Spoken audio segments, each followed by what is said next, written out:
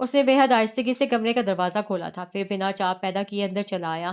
Jacket کی جیبوں میں ہاتھ ڈالے اب وہ اس کے بیڈ کے برابر میں کھڑا اسے دیکھ رہا تھا۔ وہ سو رہی تھی، چہرے پر خشک آنسوں کے نشان اب تک ثبت تھے، کتھئی بال آدھے تکیے پر پھیلے تھے اور کچھ اس کے چہرے پر۔ اس نے جیکٹ کی جیب میں سی مٹھی بند کی، ابھی اس کے چہرے کو بالوں سے آزاد کرنے کا مطلب تھا اسے جگانا، اور وہ اس کی نیند حرام نہیں کرنا چاہتا تھا۔ پھر بیڈ کے ساتھ رکھی کرسی پر آہستہ سے بیٹھا، یوں ہی خاموش نگاہوں سے اس سے دیکھے گیا۔ بار بار نگاہوں کے سامنے اس کا وہ بے حجاب بکھرا سا حلیہ سامنے آتا تھا۔ تکلیف سوا ہوتی تھی، اس کا ارتکاز تھا یا کیا کہ وہ گہری سی نیند میں بھی کسمس آئی تھی۔ اس نے احتیاط سے اس کے چہرے کی جانب دیکھا۔ رابیل نے بھاری پلکیں جدا کی، دھندلا سا ماس دکھائی دیا۔ اسے ایک دو بار آنکھیں جھپکیں، اسے شاید وہ وہم لگ رہا تھا، گمان یا شاید اس کا خیال۔ اس نے اسی کیفیت میں ہاتھ آگے بڑھایا تو معاذ نے بے ساختہ اس کا ہاتھ تھام لیا، اور اس کے لمس پر اب کہ وہ پوری طرح سے بیدار ہو گئی تھی۔ معاذ، اس کے لب بے آواز ہلے تھے۔ اس نے ان بے آواز ہلتے لبوں کی جانب دیکھا، پھر نگاہیں اس کے چہرے تک گئیں۔ ہلکا سا مسکرایا۔ وہ نہیں مسکرا سکی، اس کی بائیں آنکھ سے آنسو لڑک کر تکیے میں جذب ہوا تھا، اور وہ اس بار خود کو نہیں روک سکا تھا۔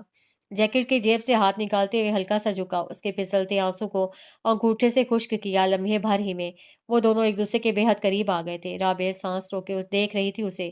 ہاں، اسے سانسیں روکنا آتا تھا۔ کیسی ہو؟ بے حد آہستگی سے پوچھا تھا اس نے۔ رابیل کو اپنی ہر تکلیف بھولنے لگی، تاریک کہف، لوگوں کی چپتی باتیں، پچھلے واقعے کی ذلت، ہر شے جیسے اس کے سامنے دھول بنتی جا رہی تھی۔ میں ٹھیک نہیں ہوں، اس نے خود کو کہتے سنا۔ وہ ہولے سے مسکرایا، پھر اس کے سر کے نیچے ہاتھ دے کر اسے اٹھایا اور خود کے کندھے سے اس کا سر ٹکا دیا۔ اب وہ اس کے ساتھ بیڈ پر بیٹھا، اس کا سر اپنے کندھے سے ٹکائے تھپک رہا تھا۔ وہ اس خنک سی دنیا میں بے حد نرم گرم سی آگوش تھی، رابیل کی آگوش۔ مجھے بہت زخم آئے ہیں، اسے بچوں کی طرح کہہ کر بھیگا چہرہ اٹھایا تھا۔ وہ اسے ہی دیکھ رہا تھا۔ بہت زخم دے کر آیا ہوں اسے، جتنے تمہیں لگے ہیں اس سے زیادہ۔ اس نے رابیل کے تر چہرے کو اپنے ہاتھوں سے صاف کیا تو اسے بے ساختہ ہی اپنے چہرے پر رکھے اس کے ہاتھوں کو نگاہوں کے سامنے کیا۔ پھٹی جلد اور سخت ہاتھ، اس نے اس کی ہتھیلی پر اپنے نرم سے ہاتھ پھیرے تھے۔ میں نے منع کیا تھا نا کہ خود کو کوئی زخم لگوا کر مت آنا، پھر بھی باز نہیں آئے تم۔ وہ اس کے زخمی ہاتھوں کو اپنے نرم ہاتھوں سے چھوتی شکوہ کر رہی تھی۔ معاذ ہلکا سا مسکرایا، پھر اس کے جھکے چہرے کو اٹھایا، سرخ دہکتی ناک اور حلق میں جمع ہوتے بہت سے آنسو لیے۔ وہ مشکل خود کو رونے سے روکے ہوئے تھی۔ جو تمہیں زخم دے گا وہ زخم کھائے گا، پھر چاہے اس سب میں معاذ کی جان چلی جائے، کوئی فرق نہیں پڑتا۔ مضبوطی سے اس کی آنکھوں میں جھانک کر کہتا۔ وہ یکدم ہی اسے بہت سا مان دے گیا تھا۔ رابیل کی آنکھ سے آنسو ٹوٹا تھا۔ بہت ظالم ہو تم، ایسی باتیں کرتے ہوئے دل نہیں کانپتا تمہارا؟ اس کے سوال پر اس نے ہولے سے نفی میں سر ہلا کر اس کے رخساروں پر لڑکتے آنسو اپنی جیکٹ کی آستین سے صاف کیے۔ وہ کوئی بھی پس و پیش کیے بغیر بیٹھی رہی، پھر نم پلکیں ایک دوسرے سے جدا کر کے اسے دیکھا۔ وہ بھی اسے ہی دیکھ رہا تھا۔ معاذ کی ناک پر ہلکے سے کٹ کی صورت ایک زخم تھا، اور ہونٹ کا کنارہ بھی ہلکا سا پھٹا ہوا تھا۔ تم نے مجھے کیوں نہیں ارحم کی کال کے بارے میں بھروسہ نہیں تم نے مجھے بتایا کیوں نہیں ارحم کی کال کے بارے میں؟ بھروسہ نہیں تھا تمہیں مجھ پر؟ اس کی پیشانی پر نہ ہی کسی قسم کے بل تھے اور نہ ہی لہجے میں تیش تھا۔ وہ بے حد آرام دہ سے انداز میں بات کر رہا تھا۔ رابیل نے اس کے سوال پر بہت سا تھوک نکلا تھا، پھر آنکھیں رگڑیں۔ تم ڈانٹو گے تو نہیں؟ اس کے پوچھنے پر معاذ کا ارتکاز کو چھوڑ نرم ہو چلا تھا۔ نہیں ڈانٹوں گا، بتاؤ مجھے کیوں آگاہ نہیں کیا تھا؟ میں اس سے پہلے خود بات کرنا چاہتی تھی، مجھے لگا کہ وہ بات سے مان جائے گا۔ میں جھگڑا فساد نہیں چاہتی تھی معاذ، اسی لیے میں شزا کو لے کر اس کے بلانے پر وہاں چلی گئی، اور میں کسی اور جگہ جاتی بھی نہیں، لیکن اس نے ہمیں اپنے گھر بلایا تھا۔ ہمیں لگا کہ گھر سے زیادہ محفوظ جگہ کوئی نہیں ہو سکتی، اسی لیے ہم چلے گئے۔ مجھے نہیں پتا تھا کہ وہ یہ سب پلان کر کے بیٹھا ہوا ہوگا۔ مجھ سے غلطی ہو گئی، مجھے وہاں نہیں جانا چاہیے تھا، مجھے تمہیں یا پھر بابا کو بتانا چاہیے تھا۔ وہ کہہ کر خاموش ہوئی تو معاذ نے گہرا سانس لیا، پھر اس کے جھکے سر کو دیکھا۔ وہ بار بار لب کاٹتی، انگلیاں باہم پھنسا کر کھول رہی تھی۔ کیا وہ اسے ڈانٹ سکتا تھا؟ اچھا اب ادھر دیکھو۔ اس کے نرمی سے کہنے پر اسے جھکا سر اٹھا کر اسے دیکھا۔ سرمئی آنکھیں اس سمے بے حد نرم لگ رہی تھیں، نرم اور خوبصورت۔ نامحرم ہر حال میں نامحرم ہوتا ہے رابیل، وہ چاہے اپنے گھر میں بلائے یا لوگوں سے بھرے مجمع میں، آپ نے وہاں نہیں جانا، آپ نے اس سے نہیں ملنا۔ اگر ملنا بھی ہے تو بھائی، شوہر یا بابا کو ساتھ لے کر جانا ہے، اس سے بات ان کے سامنے کرنی ہے۔ وہ اگر ان کے سامنے بات نہیں کرنا چاہتا تو بھاڑ میں جائے۔ آپ کو پلٹ کر اسے ہمدردی جتانے کی کوئی ضرورت نہیں ہے۔ پھر چاہے وہ نمازی پرہیزگار انسان ہو یا گنہگار، وہ ہر حال میں مرد ہے، اور مرد کی کمینگی کے بارے میں عورت کو جتنا علم ہوتا ہے اس سے کہیں زیادہ وہ لا علم ہوتی ہے۔ میں ایک مرد ہوں، لیکن میں اس کی حقیقت بتا رہا ہوں تمہیں۔ مردوں سے اکیلے یا پھر نامحرم کے بغیر ملنے میں اس مرد کا نہیں عورت کا نقصان ہے۔ اپنے آپ کو ہر نقصان سے بچاؤ۔ اس نے بہت سخت باتیں خلاف معمول بہت نرم سے لہجے میں کہی تھی، نہیں تو اس کا انداز اکثر دو ٹوک سپاٹ اور سرد ہوا کرتا تھا۔ رابیل نے سمجھ کر جلدی سے سر اس بات میں ہلایا تھا، پھر اسے دیکھا۔ میں آئندہ کبھی بھی ایسے نہیں کروں گی۔ اچھی بچی ہو تو مجھے پتا ہے تم آئندہ کبھی ایسے نہیں کرو گی۔ تم نے اپنے زخموں پر پٹی کیوں نہیں باندھی؟ اور اس نے اس کا ہاتھ دیکھتے ہوئے کہا تو معاذ نے بیزار ہو کر ماتھے پر گرتے بال پیچھے کیے۔ پیشانی واضح ہونے پر رابیل نے دیکھا کہ وہاں بھی ابرو کے پاس بہت سے کٹ لگے ہوئے تھے۔ یا اللہ، ایک تو یہ لڑکا۔ میں ٹھیک ہوں ایسے ہی۔ ایسے ہی کیسے ٹھیک ہو تم؟ اتنے زخم آئے ہیں، اتنے کٹ لگے ہوئے ہیں۔ رکو، میں لاتی ہوں دوائی۔ اور وہ جو یکدم ہی بیڈ سے اپنے پیر نیچے اتارنے لگی تھی، معاذ نے اس کے پیر پکڑ کر دوبارہ بیڈ پر رکھے۔ بیٹھی رہو یہیں، تمہارے پیر زخمی ہیں ابھی، زیادہ چلنا پھرنا ٹھیک نہیں ہے تمہارے لیے۔ لیکن یہ زخم، میں نے کہا نا کہ ٹھیک ہوں میں۔ جسمانی زخموں کی عادت ہوتی ہے ہم جیسے لوگوں کو۔ بہت سے کٹ بیک وقت جسم پر لگے ہونے کے بعد بھی انتہائی نارمل زندگی گزار رہے ہوتے ہیں ہم، کچھ فرق نہیں پڑتا اس سے۔ فرق ان زخموں سے پڑتا ہے جو نظر نہیں آتے اور پھر بھی تکلیف دیتے ہیں۔ یہ زخم بھر جاتے ہیں، ان کی فکر مت کیا کرو۔ اس نے آرام سے کہہ کر اسے دیکھا تھا۔ ہاں، اب وہ کچھ پہلے جیسا معاذ لگ رہا تھا۔ زخموں کی عادت کیسے ہو سکتی ہے کسی کو؟ دیکھو نا مجھے، سامنے ہی تو بیٹھا ہوں تمہارے۔ مسکرا کر ہلکا پھلکا سا کہا، لیکن رابیل نہیں مسکرا سکی۔ اسے پتہ نہیں کیوں اس کی یہ بات ہمیشہ تکلیف دیا کرتی تھی۔ اپنے زخموں کو نظر انداز کر کے اندیکھے زخموں کی تکلیف برداشت کرنے والی بات۔ ایسا نہیں ہوتا معاذ۔ اس کی سرمئی آنکھوں کو دیکھتی رابیل کی نگاہیں جانے کیوں نم ہوئی تھیں۔ اس نے ناسمجھی سے اس کی جانب دیکھا۔ اچھا، پھر کیسا ہوتا ہے؟ اس نے مسکرا کر ابرو اچکاتے ہوئے سوال کیا تھا۔ وہ اس پر کوئی بوجھ نہیں ڈالنا چاہتا تھا۔ وہ پہلے ہی ایک حادثے کا شکار ہوتے ہوتے بچی تھی۔ وہ اسے کوئی بھی بھاری مکالمے نہیں کرنا چاہتا تھا۔ زخم جسمانی ہو یا روحانی، تکلیف ایک سی ہوتی ہے، بس جس کا گھاؤ زیادہ گہرا ہوتا ہے اس کی اذیت غالب آ جاتی ہے۔ تمہیں جسمانی زخم اس لیے زیادہ تکلیف نہیں دیا کرتے کیونکہ تم تو روح پر لگے گہرے زخموں ہی سے اپنے وجود کو اب تک آزاد نہیں کر پائے ہو۔ اس کی بات پر وہ چونکا تھا، ہمیشہ کی طرح۔ یوں لگتا تھا کہ وہ کوئی چھوٹی بچی ہے، اس سے بات چھپاؤ گے یا پھر گول کر جاؤ گے تو وہ بھی اس پر توجہ نہیں دے گی، لیکن ایسا نہیں ہوتا تھا۔ وہ غیر معمولی طور پر ذہین تھی۔ جن باتوں کو اس نے اس سے چھپایا تھا، رابیل نے ہر وہ بات اس کے منہ پر کہہ کر اسے حیران کیا تھا، بالکل ویسے ہی جیسے اب وہ ابھی حیران ہو رہا تھا۔ پھر خجل ہو کر سر کھجایا۔ چھوٹی سی ہو، اتنی بڑی باتیں مت کیا کرو۔ تم زخمی ہو نا؟ اور اب اسے پتا تھا کہ وہ صرف جسمانی زخموں کی بات نہیں کر رہی تھی۔ کوئی اس لڑکی کو بتائے کہ وہ ایسی باتیں کر کے معاذ کو خوفزدہ کیا کرتی تھی۔ اس نے گہرا سانس لے کر چہرہ اٹھایا، پھر تھکن زدہ سا مسکرا دیا۔ ہاں، بتاتے کیوں نہیں ہو پھر؟ کیا بتاؤں؟ یہی کہ تم تکلیف میں ہو۔ اس کے جواب پر وہ چند پل ویسے ہی اسے دیکھتا رہا تھا۔ کہف کی دیواروں کے درمیان اتنے عرصے سے قید رہنے کے بعد وہ اسے جاننے لگی تھی۔ اتنی مشکل باتیں مت سمجھو، بھول جاؤ۔ تم رونا چاہتے ہو نا؟ اس کے گلابی ارتکاز کو دیکھتے وہ بہت دھیرے سے بولی تھی۔ معاذ نے آنکھیں لمحے بھر کو موند کر کھولیں۔ رونے سے کیا ہوگا؟ تمہارا دل ہلکا ہو جائے گا، تم پر سے برسوں کا بوجھ اتر جائے گا۔ تم رو لو، میں تمہارا ہر آنسو صاف کر لوں گی۔ میرے سامنے اپنے اصل کے ساتھ آنے سے مت گھبرایا کرو۔ اس کے دل پر جمع سالوں کا بوجھ اس کی باتوں سے پگھل کر گرنے لگا تھا۔ آنکھیں جانے کیوں بھیگنے لگی تھیں۔ میں اسے مارنے گیا تھا، اسے گہرا سانس لے کر کہنا شروع کیا۔ ہاں، وہ اب اس بوجھ سے تھک گیا تھا۔ میں اسے موت کے گھاٹ اتارنے گیا تھا۔ میں نے فیصلہ کر لیا تھا کہ میں اس کی جڑ ہی کاٹ کر پھینک دوں گا۔ میں نے طے کر لیا تھا کہ اس سب کے بعد میں تمہیں آزاد کر دوں گا۔ تم میرے جیسے آدمی کو ڈیزرو نہیں کرتی۔ لیکن اس سے کانپتی سانس اندر کو کھینچی، پھر گلابی نگاہیں اٹھا کر رابیل کو دیکھا۔ وہ مشکل سانس روکے اپنے آنسوؤں پر ضبط کیے اسے سن رہی تھی۔ لیکن میں اسے نہیں مار سکا۔ اس نے دونوں ہاتھ چہرے پر پھیر کر شکستہ سا تاثر زائل کرنے کی کوشش کی تھی۔ میرے ہاتھ کانپ گئے تھے، میں ایک جان لینے کے در پہ تھا، لیکن مجھے حبیبہ اور رابیل کبھی بھی انسان سے حیوان بننے نہیں دیتی۔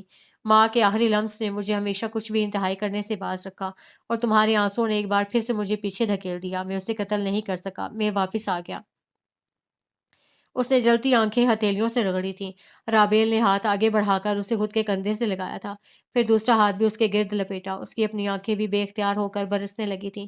اس کی تکلیف اپنی تکلیف سے زیادہ اذیت دیا کرتی تھی۔ تم مضبوط ہو، تم نے بہت کچھ سہا ہے، تمہارا بھی آنسوؤں پر اتنا ہی حق ہے جتنا کسی عام انسان کا۔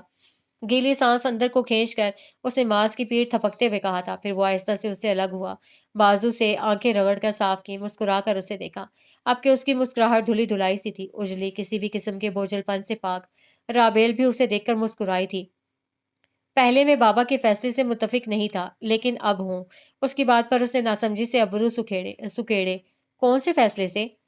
رخصتی والے فیصلے سے۔ مجھے یہی مسئلہ تھا کہ تم ہمارے گھر آ کر سارے نظام کو درہم بھرم کر دو گی، کیونکہ کام تو کرنا آتا نہیں ہے تمہیں، نہ ہی گھر سنبھالنے کا کوئی تجربہ ہے۔ اس لیے میں چاہتا تھا کہ تم کچھ وقت اپنے گھر ہی رہ کر یہ سب سیکھ لو، لیکن اب… وہ مسکرایا تھا۔ رابیل کی پیشانی پر آہستہ آہستہ ناگوار لکیریں ابھرنے لگی تھیں۔ اب میں چاہتا ہوں کہ تم ضرور ہمارے گھر آؤ، وہیں رہو، سب کچھ درہم بھرم کر دو۔ میں سب چیزوں کو اپنی جگہ پر دیکھ دیکھ کر اکتا چکا ہوں۔ میں چاہتا ہوں کہ اب کوئی آ کر ہماری خاموش زندگیوں کو اپنی آکورڈ سی ہنسی سے بھر دے، اور تم سے زیادہ اچھے سے یہ کام کوئی اور نہیں کر سکتا۔ اور اب کے رابیل کے ماتھے پر ناگوار لکیروں کا پورا جال واضح ہونے لگا تھا۔ میں اب اتنی بھی پھوڑ نہیں ہوں، احتجاجاً کہا۔ اس نے اس بات میں سر ہلا کر اس کی تائید کی تھی۔ مجھے پتا ہے کہ تم کتنے سگڑ ہو۔ میرا مذاق اڑا رہے ہو تم؟ اسے ہاتھ باندھ کر سنجیدگی سے پوچھا، تو اسے بمشکل اپنی امڑتی ہنسی سمیٹی۔ تمہیں لگتا ہے کہ میں تمہارا مذاق اڑا رہا ہوں؟ ہاں، تمہارا مذاق اڑائے تو اس کا منہ توڑ دیا کرو، پھر آگے والا کبھی بھی تم پر ہنس نہیں سکے گا۔ یہ کون سی منطق ہے؟ اس کے سوال پر اس نے کندھے اچکائے تھے۔ آزمودہ ہے، لوگ پھر آنکھیں چھپا کر ساتھ سے گزر جاتے ہیں۔ اور جانے ابھی وہ اور کون سے اسے الٹے سیدھے طریقے بتانے لگا تھا کہ دروازے پر دستک ہوئی۔ ان دونوں نے بے ساختہ دروازے کی جانب دیکھا تھا۔ سلوا نے کمرے کا دروازہ کھولا اور پھر اندر جھانکا۔ ان دونوں کے چہروں پر سکون بکھرا دیکھ کر وہ خود کو مسکرانے سے روک نہیں سکی تھی۔ مجھے پتا ہے کہ تم دونوں نے کھانا نہیں کھایا ہے، میں نے بھی نہیں کھایا، اور اب بہت بھوک لگ رہی ہے، اسی لیے میں نے کھانا گرم کر دیا ہے۔ کھانا پسند کریں گے آپ دونوں؟ آنکھیں جھپکا کر پوچھا تو رابیل مسکرائی، پھر اس بات میں سر ہلایا۔ ماس کا بھی رد عمل کچھ اسی طرح کا تھا۔ باہر آؤ گے یا پھر کھانا یہیں لگا دوں؟ مجھے باہر جانا ہے، کمرے میں لیٹے لیٹے طبیعت بہت بوجھل ہو رہی ہے میری، رابیل نے اکتا کر کہا تو سلوا نے بے ساختہ ماس کی جانب دیکھا، پھر نگاہیں اس کے پٹی بندے پیروں تک گئی۔ لیکن تمہارے پاؤں زخمی ہیں، باہر تک چل کر کیسے آؤ گی؟ اور اس نے برا سا منہ بنا کر گہرا سانس لیا تھا۔ ماس نے ساری لا کر اس کے اترے ہوئے چہرے کو دیکھا، پھر سلوا کی جانب گھوما۔ آپ چلیں، میں لاتا ہوں اسے۔ اوکے، لیکن دھیان سے۔ وہ واپس پلٹی تو اسے اٹھ کر اسے کھڑا کیا۔ زخم تازہ ہونے کے باعث یکدم ہی اس کے تلوے جلنے لگے تھے۔ درد زیادہ ہو رہا ہے؟ اس کے فکر مندی سے پوچھنے پر اس نے جلدی سے نفی میں سر ہلایا تھا۔ نہیں، میں تھی، لیکن وہ اسے نہیں سن رہا تھا۔ جھک کر اسے ہاتھوں میں اٹھایا تو وہ یکدم گھبرا گئی، زور سے پیر جھلائے۔ اتارو مجھے نیچے، سلوا باہر ہے، کتنی بری بات ہے یہ، اتارو مجھے۔ اس نے پیر جھلانے کے ساتھ ہی اسے کندھے پر مکے بھی مارے تھے، لیکن مجال ہے جو ماس کے کان پر جوں بھی رینگ جاتی۔ چپ رہو ماس، میں تمہیں جان سے مار دوں گی، اتارو مجھے۔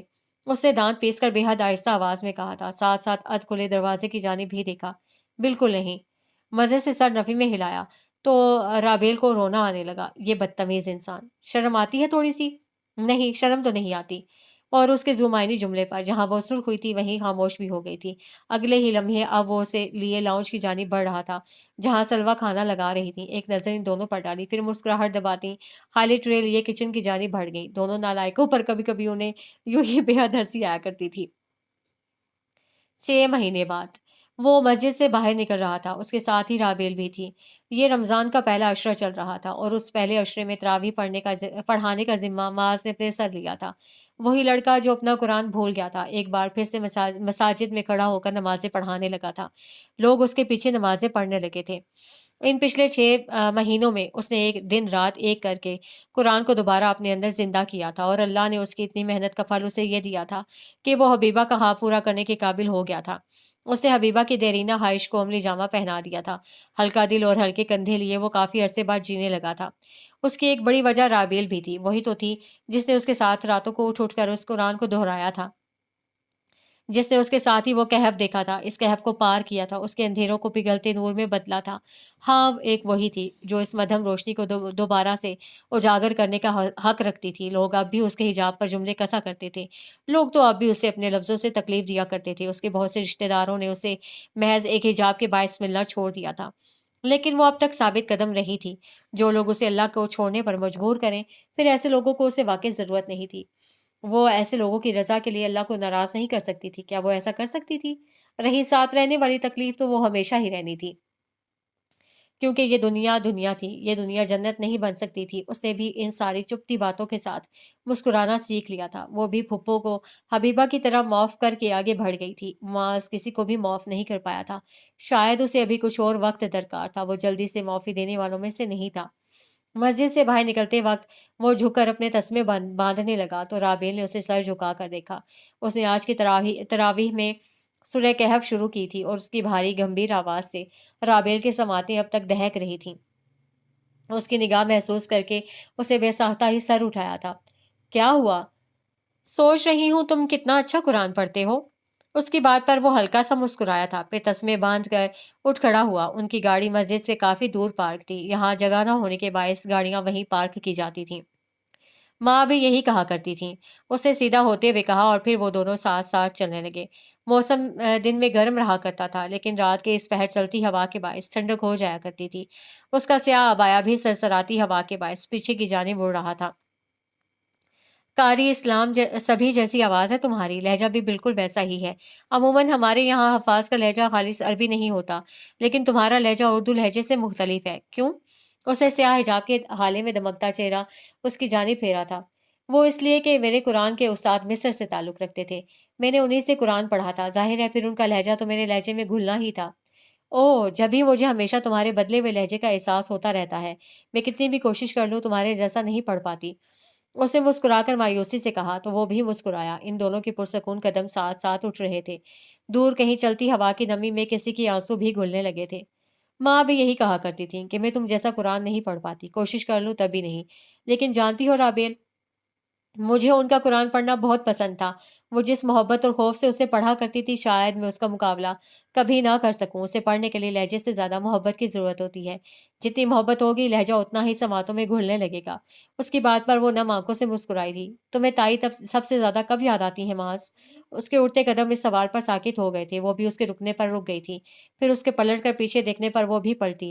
مسجد کے دروازے پر حبیبہ کا مسکراتا سا ہیولا دکھائی دے رہا تھا۔